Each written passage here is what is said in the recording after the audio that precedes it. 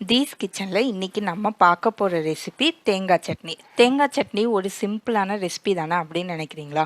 ஒருத்தர் ஒரு மாதிரி தேங்காய் சட்னி செய்வாங்க. நான் என் ஸ்டைலில் சொல்லித்தரேன். இதில் நான் இஞ்சியும் பூண்டும் சேர்க்கறதுனால ஒரு சிலருக்கு தேங்காய் சட்னி சாப்பிட்டாலே நெஞ்செரிச்சல் இருக்க மாதிரி இருக்கும். அந்த ப்ராப்ளம் இருக்காது. ஸோ நான் எப்படி செய்கிறேன்னு பார்க்கலாம். இதுக்கு வந்துட்டு நான் 1/2 கப் தேங்காய் எடுத்திருக்கேன்.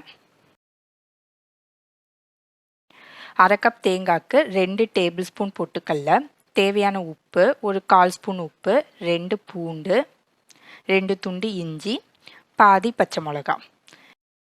இப்போ இது எல்லாத்தையும் ஒரு மிக்ஸி ஜாரில் நம்ம சேர்த்து அரைச்சி எடுத்துக்க போகிறோம்.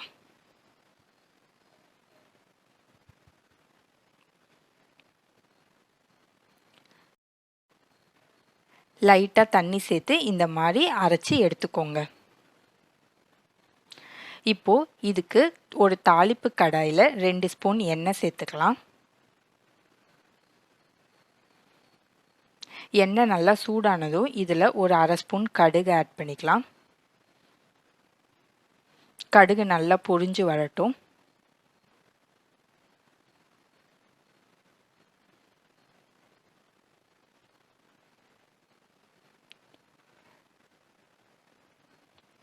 எந்த அளவுக்கு கடுகு வெடிக்குதோ அந்த அளவுக்கு வந்துட்டு தேங்காய் சட்னி டேஸ்ட்டாக இருக்கும்.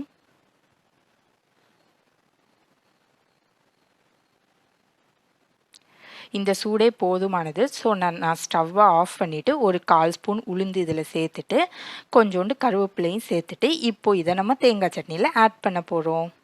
அவ்வளோதான், நல்ல டேஸ்டியான தேங்காய் சட்னி ரெடி.